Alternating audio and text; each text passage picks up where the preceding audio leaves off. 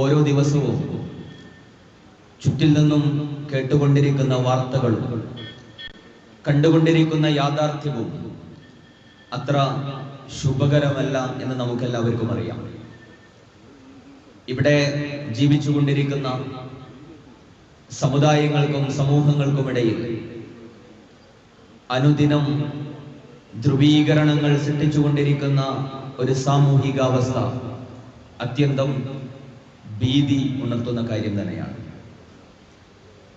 എല്ലാ വിമർശനങ്ങളുടെയും ആക്രമണങ്ങളുടെയും എല്ലാം കുന്തമുനകൾ ഇസ്ലാമിനും മുസ്ലിങ്ങൾക്കും നേരെ തിരിച്ചു വെച്ചിട്ടുള്ള ഒരു കാലത്താണ് നമ്മൾ മുന്നോട്ട് പോകുന്നത്.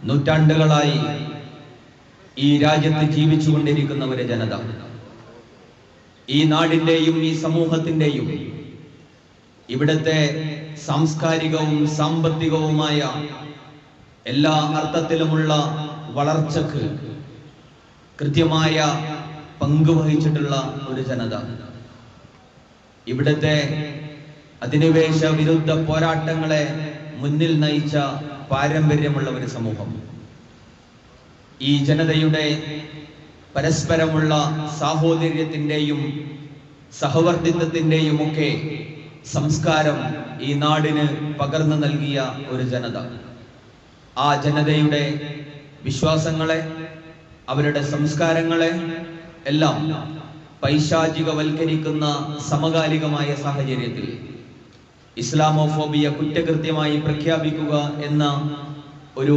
പ്രധാനപ്പെട്ട ഡിമാൻഡ് ഉന്നയിച്ചുകൊണ്ടാണ് ഈ റാലി കടന്നുപോയിക്കൊണ്ടിരിക്കുന്നത്. ഓരോരുത്തർ ആരെങ്കിലും എന്തെങ്കിലുമൊക്കെ പറഞ്ഞാൽ എന്തിനാണ് നമ്മൾ അതിനെ മുഖവിലക്കെടുക്കുന്നത് എന്ന് പലരും ചോദിക്കുന്നത് കേൾക്കാൻ കഴിയും. പക്ഷേ അങ്ങനെ കാണേണ്ട പ്രസ്താവനകളല്ല അത്തരം കാര്യങ്ങൾ.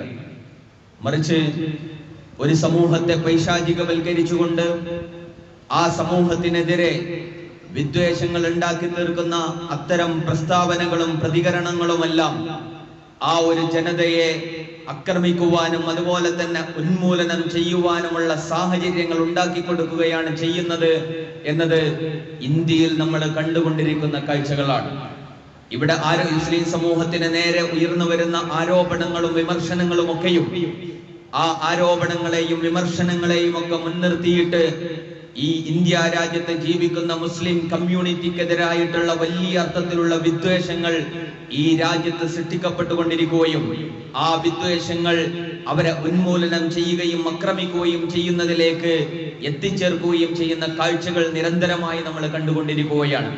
നമ്മൾ മനസ്സിലാക്കേണ്ട ഒരു കാര്യം എന്ന് പറയുന്നത്, ഒരു നാട്ടിൽ ജീവിക്കുന്ന സമൂഹങ്ങൾക്കിടയിൽ ഇത്തരത്തിലുള്ള ധ്രുവീകരണങ്ങൾ സൃഷ്ടിച്ചുകൊണ്ട് വംശീയമായ രീതിയിൽ ഒരു സമൂഹത്തെ മുന്നോട്ട് കൊണ്ടുപോകാൻ ഒരു ഭരണകൂടവും ഒരു ജനതയും തീരുമാനിച്ചാൽ ആ നാട്ടിൽ ജീവിക്കുന്ന ഒരൊറ്റ മനുഷ്യനും സമാധാനത്തോടുകൂടി മുന്നോട്ട് പോകാൻ കഴിയില്ല എന്നത് ഒരു യാഥാർത്ഥ്യമായിട്ട് ഇവിടുത്തെ ജനങ്ങൾ മനസ്സിലാക്കേണ്ടതുണ്ട്. കാരണം ഒരു സമൂഹത്തിനെതിരെ, ഒരു വിഭാഗത്തിനെതിരെ അത്രയും വിദ്വേഷവും അതുപോലെ തന്നെ ശത്രുതയും ഒക്കെ ഉണ്ടാക്കി വെച്ചുകൊണ്ട് അങ്ങനെ വംശീയമായ രൂപത്തിലുള്ള വേർതിരിവുകൾ ഉണ്ടാക്കിയിട്ട് കുറച്ചു കാലമൊക്കെ ഒരു സമൂഹത്തിന് മുന്നോട്ട് പോകാൻ കഴിഞ്ഞെന്ന് വരാം. പക്ഷേ അത് ദീർഘകാലത്തേക്ക് ആ സമൂഹത്തിലെ മുഴുവൻ മനുഷ്യരും അതിൻ്റെതായ തിക്തഫലങ്ങൾ അനുഭവിക്കുന്നതിലേക്ക് കാര്യങ്ങൾ എത്തിത്തീർക്കുമെന്നത് ഇവിടുത്തെ മുഴുവൻ ജനങ്ങളും തിരിച്ചറിയുന്നത് വളരെ നല്ല ഒരു കാര്യമായിരിക്കും. കാരണം അങ്ങനെയുള്ള തിരിച്ചറിവുകൾ നഷ്ടപ്പെട്ടു പോയാൽ ഇപ്പോൾ ഇത്തരത്തിലുള്ള ഇസ്ലാമോഫോബിക്കായിട്ടുള്ള അത്തരം പ്രതികരണങ്ങൾക്കും അത്തരം ചെയ്തികൾക്കും ഒക്കെ കൈയടിച്ചുകൊണ്ടിരിക്കുന്ന ആളുകൾ തന്നെ ഒടുവിൽ അവരുടെ വിരൽ കടിക്കേണ്ടി വരുന്ന അവസ്ഥകൾ വിദൂരമല്ല എന്നത് നമ്മൾ മനസ്സിലാക്കേണ്ട ഒരു യാഥാർത്ഥ്യമാണ്. എന്തുകൊണ്ടാണ് ഇങ്ങനെ ഇസ്ലാമിനെയും മുസ്ലിങ്ങളെയും ടാർഗറ്റ് ചെയ്തുകൊണ്ട് ഇത്തരത്തിൽ സംഘപരിവാർ മാത്രമല്ലല്ലോ, പ്രത്യക്ഷത്തിലുള്ള സംഘപരിവാർ മാത്രമല്ല, ആ സംഘപരിവാറിന്റെ പ്രചരണങ്ങളെ ഏറ്റുപിടിച്ചുകൊണ്ട് അവരെക്കാൾ വിഷം വമിക്കുന്ന പ്രസ്താവനകളും അതുപോലെ തന്നെ ചെയ്തികളും ഇടപെടലുകളുമായിട്ട് ഇവിടെ പലരും രംഗത്ത് വരുന്ന കാഴ്ചകൾ നമ്മൾ കണ്ടുകൊണ്ടിരിക്കുന്നുണ്ട്. നമ്മൾ മനസ്സിലാക്കേണ്ട ഒരു കാര്യം, എന്തുകൊണ്ടാണ് ഇസ്ലാമിനും മുസ്ലിങ്ങൾക്കും എതിരായിട്ടുള്ള ഇത്തരം വിമർശനങ്ങൾ വരുന്നു എന്ന് ചോദിച്ചാല് അത് മുസ്ലിങ്ങളുടെ ഭാഗത്ത് നിന്നുള്ള എന്തോ ഒരു പ്രശ്നം കൊണ്ടാണ്. മുസ്ലിങ്ങളുടെ സ്വഭാവം നല്ലതല്ലാത്തത് കൊണ്ടാണ് എന്ന രീതിയിൽ അതിനെക്കുറിച്ച് കാണുകയും പറയുകയും ഒക്കെ ചെയ്യുന്ന പ്രവണതകൾ നമ്മൾ കാണാറുണ്ട്. യഥാർത്ഥത്തിൽ മുസ്ലിങ്ങളുടെ കയ്യിലിരിപ്പ് മോശമായി എന്നതുകൊണ്ടോ അല്ലെങ്കിൽ മുസ്ലിങ്ങൾ നന്നായാൽ തീരുന്ന ഒരു പ്രശ്നമായിട്ടോ ഇതിനെ നമ്മൾ മനസ്സിലാക്കേണ്ടതില്ല. മറിച്ച് ഇവരുടെ വിരോധവും വിദ്വേഷവും ഒക്കെ ഇസ്ലാം എന്ന് പറയുന്ന ആശയത്തിനോട് തന്നെയാണ്. കാരണം ഇസ്ലാം മുന്നോട്ട് വെക്കുന്ന ആശയം അത് എല്ലാവരും കയ്യും നീട്ടി സ്വീകരിക്കുന്ന ഒരു ആശയമല്ല. കാരണം ഇസ്ലാം മുന്നോട്ട് വെക്കുന്ന ആശയങ്ങളെ ഇഷ്ടപ്പെടാത്ത ആളുകൾ ഉണ്ടാകും, അതിനെ അംഗീകരിക്കാൻ കഴിയാത്തവരുണ്ടാകും. മനുഷ്യരെ അടിമകളാക്കിയിട്ട് അവരെ ചൂഷണം ചെയ്ത് അവർക്ക് മേൽ അധികാരം സ്ഥാപിക്കുന്ന ഏകാധിപതികളും സ്വേച്ഛാധിപതികളുമായ ആളുകൾ ചരിത്രത്തിലെമ്പാടും ഉണ്ടായിരുന്നു. അവർക്കൊന്നും ഈ ഇസ്ലാമിനെ അംഗീകരിക്കാൻ കഴിഞ്ഞിട്ടുണ്ടായിരുന്നില്ല. കാരണം മനുഷ്യർക്ക് മേൽ ഒരു മനുഷ്യനും ആധിപത്യമല്ല എന്ന് പ്രഖ്യാപിച്ച എല്ലാ ആധിപത്യവും ഉടയ തമ്പുരാനായ സൃഷ്ടാവിന് മാത്രമേ ഉള്ളൂ, മനുഷ്യരെയെല്ലാം തുല്യരായി പരിഗണിക്കേണ്ടതാണ് എന്ന ആശയത്തെ ഒരു ഏകാധിപതിക്കും ഒരു സ്വേച്ഛാധിപതിക്കും അംഗീകരിക്കാൻ കഴിഞ്ഞിട്ടില്ല. അതുപോലെ തന്നെ വംശീയത മനസ്സ് പേറുന്ന ആളുകളെ ഞങ്ങളുടെ രക്തമാണ്, ഞങ്ങളുടെ ജന്മമാണ്, വംശമാണ്, ദേശമാണ്, ഭാഷയാണ് ഏറ്റവും മികച്ചത് എന്ന് വിചാരിക്കുന്ന, മറ്റുള്ളവർക്കൊക്കെ ഞങ്ങളുടെ താഴെയാണ് എന്ന് വിചാരിച്ചുകൊണ്ട് ആ മനുഷ്യർക്ക് മേൽ എല്ലാ വിധത്തിലുള്ള ക്രൂരതകളും ചെയ്തുകൊണ്ട് മുന്നോട്ട് പോയിരുന്ന ജനതകൾ ചരിത്രത്തിൽ എല്ലാ കാലത്തും ഉണ്ടായിരുന്നു. ആ ജനതകൾക്ക് മുന്നിൽ നിന്നുകൊണ്ട് യാ അയ്യുഹന്നാസ് എന്ന് വിളിച്ച്, അല്ലയോ മനുഷ്യരെ, നിങ്ങൾ എല്ലാവരും ഒരേ ആണിൽ നിന്നും പെണ്ണിൽ നിന്നും സൃഷ്ടിക്കപ്പെട്ടവരാണ്. മനുഷ്യർക്കിടയിലെ വർണ്ണത്തിന്റെയോ വംശത്തിന്റെയോ പേരിലുള്ള വേർതിരിവുകൾ പാടില്ല.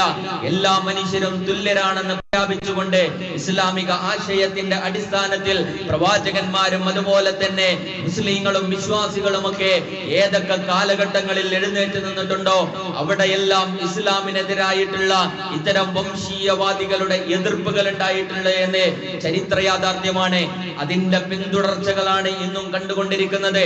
യൂറോപ്പിലുള്ള ഇസ്ലാം വിരുദ്ധയുടെ ബേസ് എന്ന് പറയുന്നത് യൂറോപ്യർ പേറുന്ന, അവരുടെ മനസ്സിൽ പേറുന്ന വെള്ള വംശീയതയാണ്.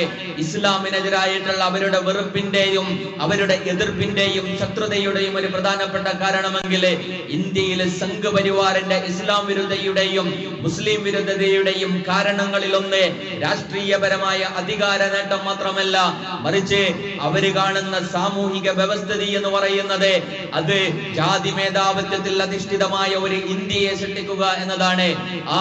അവരുടെ അത്തരം ആശയങ്ങൾക്കെതിരെയുള്ള അത്തരം താല്പര്യങ്ങൾക്കെതിരായിട്ടുള്ള ഒരു മാനവികതയുടെയും സാഹോദര്യത്തിന്റെയും ആശയം ഉൾക്കൊള്ളുന്ന ഇസ്ലാമിനെ അവര് ശത്രുവശത്ത് നിർത്തുന്നതാണ് എന്ന് നമുക്ക് കാണാൻ കഴിയും. അതുകൊണ്ട് വിശ്വാസികളായ ആളുകൾ ഈ ഘട്ടത്തിൽ അരക്ഷിതമായ അവസ്ഥയിലേക്ക്, നിരാശാജനകമായ അവസ്ഥയിലേക്ക് ഒരിക്കലും പോകേണ്ടതില്ല. മറിച്ച് ഇത്തരം വിഷലിപ്തമായ ആരോപണങ്ങൾ നമുക്ക് നേരെ നീണ്ടുവരാനുള്ള കാരണം നമ്മൾ ഈ സമൂഹത്തിൽ കൊണ്ടു നടക്കുന്ന, അല്ലെങ്കിൽ നമ്മൾ മനസ്സിലാക്കുന്ന, നമ്മൾ കൊണ്ട് നടക്കുന്ന ആശയത്തിന്റെ നന്മയും കരുത്തും കൊണ്ടുമാണ് നമ്മൾ വിമർശിക്കപ്പെടുന്നത് എന്ന് പറയുന്ന ഒരു അഭിമാന ബോധത്തിലേക്ക് നമ്മൾ ഉയർന്നു നിൽക്കേണ്ടതുണ്ട്. മാത്രമല്ല, ഈ സമൂഹത്തിന് മുന്നിൽ നമ്മൾ എഴുന്നേറ്റ് നിന്നുകൊണ്ട് പറയേണ്ട ചില കാര്യങ്ങൾ ഉണ്ടാകും. അത്ര എളുപ്പം മായ്ച്ചു കളയാൻ കഴിയാത്തത്ര അടയാളങ്ങൾ ഈ സമൂഹത്തിന്റെ രൂപീകരണത്തിലെ ഇസ്ലാമും മുസ്ലിങ്ങളും ഇവിടെ വഹിച്ചിട്ടുണ്ട് എന്നത് ചരിത്ര യാഥാർത്ഥ്യമാണ്. ഇന്ത്യയിലേക്ക് മുസ്ലിങ്ങൾ എങ്ങാനും കടന്നു വന്നില്ലായിരുന്നുവെങ്കിൽ ഈ ജനതയുടെ അവസ്ഥ എന്തായിരിക്കുമെന്ന് നമ്മളൊന്ന് ആലോചിച്ചു നോക്കിയിട്ടുണ്ടോ? ഇവിടെ കൊടികുത്തി വന്നിരുന്ന ജാതീയതയുടെ അത്തരം പീഡനങ്ങൾക്കും അതിലും അക്രമങ്ങൾക്കും അത്തരം ജാതി മേധാവിത്വത്തിന്റെയും ഒരു സാമൂഹിക ഘടനക്കകത്തേക്കാണ് ഇവിടെ മുസ്ലിങ്ങൾ കടന്നു വന്നത്. അവര് ഇസ്ലാമിന്റെ സാഹോദര്യത്തിന്റെ സന്ദേശവുമായിട്ട് ഈ ഇന്ത്യൻ സമൂഹത്തിൽ ജീവിതം മുന്നോട്ട് നയിച്ചപ്പോ ആ സന്ദേശത്തിലേക്ക് ആകർഷ്ടരായി ധാരാളക്കണക്കിന് മനുഷ്യരെ ഈ ഇസ്ലാമിനെ പുൽകിയപ്പോ തകർന്നു പോയത്, പരിക്കേറ്റത് ഇവിടെ നൂറ്റാണ്ടുകളായി കാത്തു സൂക്ഷിച്ചു കൊണ്ടു നടന്നിരുന്ന ജാതി മേധാവിത്വത്തിന്റെ അധികാര ശ്രേണിയാണ് എന്നത് ഒരു യാഥാർത്ഥ്യമാണ്. ഇവിടുത്തെ ജനതയ്ക്ക് സാഹോദര്യത്തിന്റെ അധ്യാപനങ്ങൾ പഠിപ്പിച്ചു കൊടുത്ത, മനുഷ്യത്വത്തിന്റെ അധ്യാപനങ്ങൾ പഠിപ്പിച്ചു കൊടുത്ത, മാനവികതയുടെ അധ്യാപനങ്ങൾ പഠിപ്പിച്ചു കൊടുത്ത ഒരു ദർശനമായിരുന്നു ഇസ്ലാമും മുസ്ലിങ്ങളും എന്ന് പറയുന്നത്. ആ മാനവികതയും സാഹോദര്യത്തിന്റെയും അടിസ്ഥാനത്തിലുള്ള സഹവർത്തിത്വമാണ് ഇന്ത്യയെ മുന്നോട്ട് നയിച്ചത്. അത് സൃഷ്ടിച്ചതിൽ മുസ്ലിങ്ങൾക്കുള്ള പങ്കൊരിക്കലും നിരാകരിക്കുവാൻ കഴിയില്ല. ഈ ഇന്ത്യയിൽ ജീവിച്ചിരുന്ന സമൂഹം ഉണ്ടായിരുന്നല്ലോ, ഒരു അടഞ്ഞ സമൂഹമായിരുന്നു. കടല് കടന്നു പോകുന്നത് പോലും പാപമാണ്, വിശ്വാസത്തിന് വിരുദ്ധമാണ് എന്ന് കരുതി ജീവിച്ച ഒരു സമൂഹമായിരുന്നു ഇവിടെ ജീവിച്ചിരുന്നത്. മുസ്ലിങ്ങൾ ഇവിടെ കടന്നു വന്നതിന് ശേഷമാണ് കടൽ കടന്നുകൊണ്ടുള്ള വ്യാപാര ബന്ധങ്ങൾ ഉണ്ടായത്, അങ്ങനെ സാമ്പത്തികമായ അഭിവൃദ്ധി ഉണ്ടായത്. അതുപോലെ തന്നെ ഇവിടുത്തെ വിജ്ഞാനപരമായ വൈജ്ഞാനികമായ വളർച്ചകൾ ഉണ്ടായത്. ലോകത്തിന്റെ ചുറ്റിലുമുള്ള സംസ്കാരങ്ങളുടെയും നാഗരികതയുടെയും നന്മകളെ ഈ നാട്ടിലേക്ക്, രാജ്യത്തിലേക്ക് കൊണ്ടുവരാൻ കഴിഞ്ഞത് അങ്ങനെ ഒരു ജനത ഈ സമൂഹത്തിൽ ജീവിച്ചിരുന്നത് കൊണ്ടാണ്. ഈ സമൂഹത്തെ അടക്കി ഭരിച്ചുകൊണ്ട് ഇവിടുത്തെ ജനതകളെ അടിമകളാക്കാൻ വന്നിട്ടുള്ള വൈദേശികമായ ശക്തികൾക്കെതിരെ പോരാടുന്നതിന് മുമ്പിൽ നിന്ന ഒരു ജനതയാണ് മുസ്ലിം സമൂഹം എന്ന് പറയുന്നത്. പറഞ്ഞു വന്നത് ഇത്തരം അങ്ങനെ എളുപ്പത്തിൽ മായ്ച്ചു കളയാൻ കഴിയാത്തത്ര ഇവിടെ തെളിഞ്ഞു കിടക്കുന്ന ഇസ്ലാം അടയാളപ്പെടുത്തലുകൾ കൊണ്ട് ഇത്തരം വിഷലിപ്തമായ പൈശാചികവൽക്കരിക്കുന്ന പ്രചരണങ്ങളെ തടയുവാൻ ഇവിടുത്തെ ജനതകൾക്ക് ബാധ്യതയുണ്ട്. അത് മുസ്ലിങ്ങളുടെ മാത്രം ബാധ്യതയില്ല, മറിച്ച് ഈ രാജ്യത്ത് സമാധാനത്തോടുകൂടി ജീവിക്കണമെന്ന് ആഗ്രഹിക്കുന്ന, ഇവിടെ സുരക്ഷിതമായിട്ട് മുന്നോട്ട് പോകണമെന്ന് ആഗ്രഹിക്കുന്ന ഏതൊരു മനുഷ്യനും ഏതൊരു ജനതയും അവരെ ഉയർത്തിപ്പിടിക്കേണ്ട, അവരെ സപ്പോർട്ട് ചെയ്യേണ്ട, അവരെ പിന്തുണക്കേണ്ട ഒരു ആവശ്യവും സമരവുമാണ് സോളിഡാരിറ്റി ഉയർത്തിപ്പിടിച്ചിട്ടുള്ളത് എന്ന് നമ്മൾ മനസ്സിലാക്കേണ്ടതുണ്ട്. അതുകൊണ്ട് അത്തരമൊരു മഹത്തായ, അത്തരമൊരു കൃത്യതയുള്ള ആശയവുമായിട്ട് സോളിഡാരിറ്റി ഈ സമൂഹത്തിലേക്ക് ഇറങ്ങി നിൽക്കുന്നുണ്ട്. ആ ഒരു ആവശ്യത്തെ സപ്പോർട്ട് ചെയ്യുന്ന, അതിനെ പിന്തുണക്കുന്ന എല്ലാ അർത്ഥത്തിലുമുള്ള സഹകരണങ്ങൾ ഈ ഒരു കൂട്ടരുടെ കൂടെ ഉണ്ടാകണം എന്ന് മാത്രം ആവശ്യപ്പെട്ടുകൊണ്ട് ഈ സംഗമം ഉദ്ഘാടനം ചെയ്തതായി അറിയിച്ചുകൊണ്ട് ഞാൻ എന്റെ വാക്കുകൾ അവസാനിപ്പിക്കുകയാണ്. വാഖിർ ദഅവാന അൽഹംദുലില്ലാഹി റബ്ബിൽ ആലമീൻ. അസ്സലാമു അലൈക്കും വറഹ്മത്തുള്ളാഹി വബറകാതുഹു.